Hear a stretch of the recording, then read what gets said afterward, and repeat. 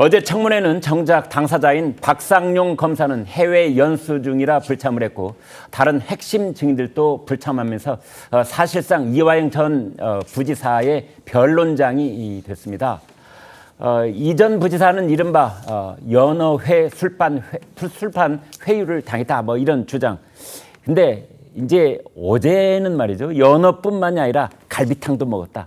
짜장면까지 먹었다. 이렇게 그래서 짜장면 갈비탕이 또 오늘 뭐 큰 제목으로 나오기도 했습니다.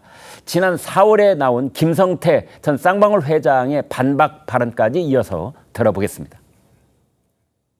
1313호실 바로 앞에 있는 창고라고 쓰여져 있는 공간에서 계속적으로 같은 공간에 같이 있으면서 대질이라는 명분하에 진술을 어떻게 같이 할 것인가를 지속적으로 맞추었고 그 과정에서 진술이 틀리면 서로 교정을 해주는 이른바 진술 세미나를 반복적으로 했습니다. 그 과정에서 수감되어져 있는 저희들에게 이를테면은 김성태 씨가 오늘은 뭐 갈비탕을 먹고 싶다 그러면 갈비탕이 제공되어지고 뭐 짜장면이 먹고 싶다면 짜장면이 제공시키고 싶고 뭐 연어가 먹고 싶다 그러면 연어가 제공되어지고 뭐 술을 마실 수가 없어요. 그건 상식적이지 않습니다. 직원 시켜서 연어를 사오라고 했다 이런 주장도 그렇죠. 그건 상식적이지 않습니다.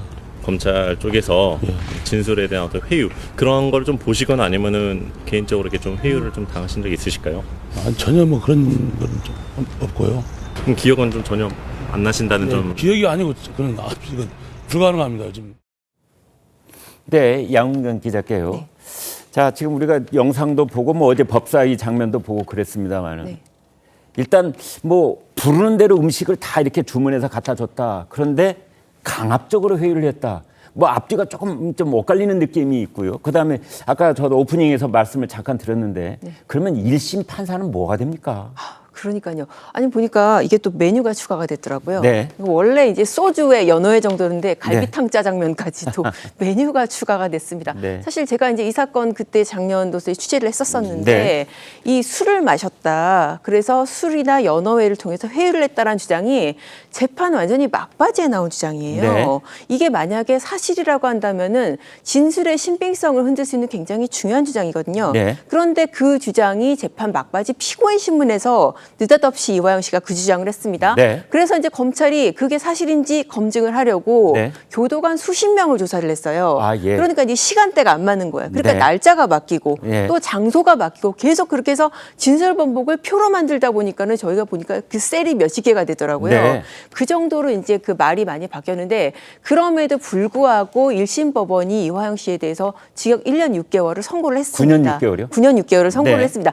이게 사실 법원이 이 사람의 말만으로 재판을 하는 게 아니고요. 네. 말은 어차피 이 사건에서 증거가 될 수 없었습니다. 왜냐하면 지금 바뀐 형사소송법에 따르면은 본인이 검찰에서 자백했더라도 나 이거 인정하지 않는다 그럼 증거를 줄 수 없거든요. 네. 그럼 뭘 근거로 유죄를 인정했냐? 여러 가지 증거들. 이를테면은 송금 기록이라든지 네. 쌍방울 직원들의 진술 그리고 많은 분들이 보신 대로 그 사진이 있잖아요. 네. 중국 심양에서 네. 뭐 송명철이랑 술 마시고 이런 사진들을 근거로 유죄를 인정을 했고 재판부가 막판에 이제 양형 이유로 그런 거를 달았어요. 범행 일체를 부인하고 비합리적인 변명으로 일관했다. 네. 결국 뭐 지금 바뀐 진술의 신빙성에 대해서 본격 판단은 안 했지만은 지금 이렇게 말 바뀐 거 믿을 수 없다라는 그런 판단이 들어갔다고 봐야겠죠. 네. 자, 신현영 의원님. 네. 그렇다고 하더라도 이화영 전 부지사가 없는 설렁탕, 없는 짜장면을 얘기했겠는가라는 반론도 있을 것 같아요. 그럼요. 없는 네. 사실을 만들어서 지금 이렇게 중요한 정말 사회적 관심을 갖고 있는 재판에서 얘기할 수는 없다. 분명히 그런 부분에 있어서는 김성태 회장과 이화영 진술이 다르기 때문에 네. 이런 부분을 누가 그러면은 판단해서 사실관계를 정리할 것이냐 했을 때 검찰이 할 수는 없죠. 네. 검찰이 지금은 뭐 이 상황에서의 그 주요 역할을 했던 그런 사람들이기 때문에 그것을 국회가 이런 부분에 있어서 사실관계를 확인을 해야 되고 만약에 일방적으로 김성태 회장만의 진술로만 이 판단이 이루어지고 재판이 1심에서 판결이 난 거라면 그렇지 않은 반론에 대해서 충분한 기회를 주어야 된다. 그런 면에서 이화영의 옥중 노트라는 거에 보면은 왜 어떻게 검찰이 김성태 회장을 이렇게 계속 출정하게 하면서 회유 압박을 했는지에 대한 구체적인 얘기도 있고 네. 본인도 그렇게 당했던 부분에 있어서의 기록들이 있기 때문에 그런 부분들을 국민들이 판사님들이 조금 더 판단하시고 사실관계를 명확히 알아야 된다라는 또 그 법사위에서의 판단이 있었던 걸로 생각합니다. 네. 국민의힘 의원들은 이전 지사에게, 이전 부지사죠. 네, 이재명 당시 경기지사에게 대북 송금을 보고했다. 그러니까 지사한테 부지사가 보고를 했다. 이제 이 발언이 번복된 것에 대해서 집중적으로 캐물었습니다. 영상을 보시겠습니다. 유하영 증인은 이재명 대표가 대북 송금 사건을 보고받고 관여되어 있었다고 검찰에서 자백한 적은 있었죠? 아닙니까? 자백한 사실이 있죠? 그런 사실 자체가 없기 때문에 아니 자백을 했었냐고 묻는 거잖아요. 자백하지 않았습니다. 당시 설주한 이하인 변호사가 유하영 증인이 자백하는 그 조서 내용에 같이 서명 날인까지 했었어요. 그러니까 설주환 변호사께서는 제가 알기로는 6월 12일인가 사임을 하셨고 그 뒤에 박상용 검사가 저를 회유해서 그런 허위 사실을 자백하도록 만들어내려고. 아니, 설주한 변호사는 음주 사실이 없었던 건 당연하고 부적절한 회유나 협박하는 장면을 아예 목격한 적이 없다라고 해요. 유하영 증인으로부터 들은 적도 없다라고 하고요. 정말 황당하게도 지금 민주당 측에서 설주한 이한희 변호사는 쏙 빼고 그 이후의 변호사만 지금 현재 증인으로 신청을 해서 일반 의결한 상황이거든요.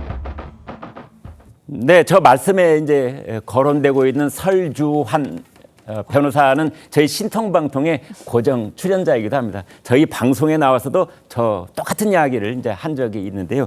자, 양 기자님. 네. 그런데 결국은 여기서 핵심은 이제 쌍방울 돈이 북한으로 넘어간 건 모두가 인정하는 사실인데 그 돈이 넘어가고 있는 것을 이재명 당시 경기지사가 알고 있었느냐 여부 아니겠어요? 네, 그렇습니다. 네. 지금 이재명 당시 경기지사한테 보고를 했다. 부지사로서 보고를 했다라는 자백 진술을 예. 이화영 씨가 했었다는 거예요. 네. 작년 6월쯤에. 그리고 그때 당시에 배석했던 변호사가 뭐 설주한 변호사도 있었고 아까 지금 주진우 의원이 얘기한 이한희 변호사도 있었고 네. 변호사가 배석해서 조서가 작성이 됐다는 얘기는 그 조서 작성 과정에서 회유 압박이라거나 강압이 없었다라는 거 이거를 확인을 하는 거예요. 네. 그리고 조서 작성하고 본인이 열람합니다. 네. 열람하고 이상이 없다는 거 확인합니다. 이런 과정을 다 거쳤는데 지금 와서 뭐 술판이 벌어졌다, 회유 압박했다 그런 주장을 하니까 이제 그 부분을 얘기를 하는 거거든요. 그런데 이제 그 진술이 느닷없이 번복이 됐고 이제 네. 많은 분들이 아시는 대로 법정에서 정말 초유의 부부 싸움이 벌어지고 네. 그 아내 백모 씨가 나와가지고 당신 이러면 안 된다 소리 지르고 그런 이상한 상황이 있지 않았습니까? 네. 그리고 그 녹취록에 나왔던 그 김모 변호사가 당시만 해도 이화영 씨는 자기가 검사에서 자백한 게 맞다라고 했는데 아니다 그 진술 사실과 다르다라는 그런 의견서를 내고 일방적으로 사임을 하고 정말 괴이한 일들이 많이 있었습니다. 네. 자, 윤기찬 변호사께요. 부위원장님.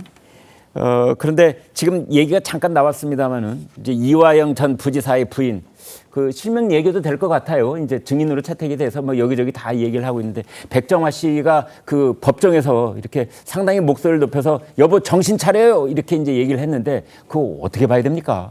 그러니까 저 과정이 다들 기억하시겠지만 사실 이제 이화영 전 부지사가 본인이 선임했던 네. 변호사를 그 부인께서 해임하잖아요. 예. 그러니까 내 의사는 아니다라고 이화영 부지사가 또 재판장께 얘기를 해요. 네. 그러니까 저런 이제 행태를 보이신 건데 네. 이제 문제는 그 이화영 부지사의 자백이라는 게 그러니까 쌍방울 대납을 이재명 대표께 보고했다. 네. 이렇게 진술한 게 한 번이 아니고 네. 사실 2024년 1월부터 이렇게 천천히 해왔다는 거예요. 네. 그걸 검찰은 이 자백의 신빙성을 파악하기 위해서 처음부터 재판부 얘기하지 않습니다. 네. 그러니까 나중에 7, 8월 돼가지고 그때 얘기를 하거든요. 그래서 그 변호인께도 확인을 구합니다. 네. 확인해서 재판장이 변호인한테 물어보니까 변호인이 보고했다는 인술은 아니지만 어쨌든 비슷한 주의 그 말씀을 하세요. 네. 자, 이런 과정에서 있었던 일이에요. 그것이 언론을 통해서 알려지게 되죠. 네. 알려지고 나니까 민주당에서 이제 발칵 뒤집어져서 그때부터 나왔던 말이 이화영 부지사를 회유 협박했다는 그때부터 나왔단 말입니다. 네. 그런데 저는 하나 이상한 것이 이화영 부지사의 경우에는 독방에 수감돼 있는데 네. 독방에 수감돼 있는 분들도 면회가 다 되고요. 네. 변호사님 접견이 다 됩니다.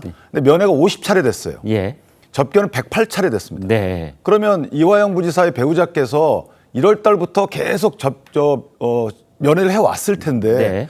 이화영 부지사로부터는 저런 회유 협박 사실을 들은 적이 없다는 거죠, 결국은. 네. 그러면 저 때 비로소 누구한테 들었다는 거예요. 그러니까 본인한테 준 지식이 본인이 경험한 게 아니고 누군가 들었다는 거거든요. 네. 이화영 부지사부터 들은 게 아니고 네. 그렇다면 그 누구로부터 들었겠느냐. 이거 저희가 정황을 살펴보면 박찬대 현 원내대표가 이화영 부지사한테 접촉을 하죠. 네. 전화통화를 했다는 말을 본인이 얘기합니다. 네. 무슨 말을 했는지 정확히 모르겠지만 그런 이유에 저런 일들이 벌어져요. 자, 그렇다면 이것을 과연 사법정의 차원에서 보면 누구의 이익인지를 떠나서 일반인들이 이렇게 할 수가 없어요. 그러니까 배우자께서 남편분을 원해서 했겠지만 결과적으로 밖에서 보는 시각에 따르면 그 시점, 갖고 있는 정보의 입수 경위 이런 것들을 보면 상당히 좀 개탄스럽다 이렇게 생각합니다. 네.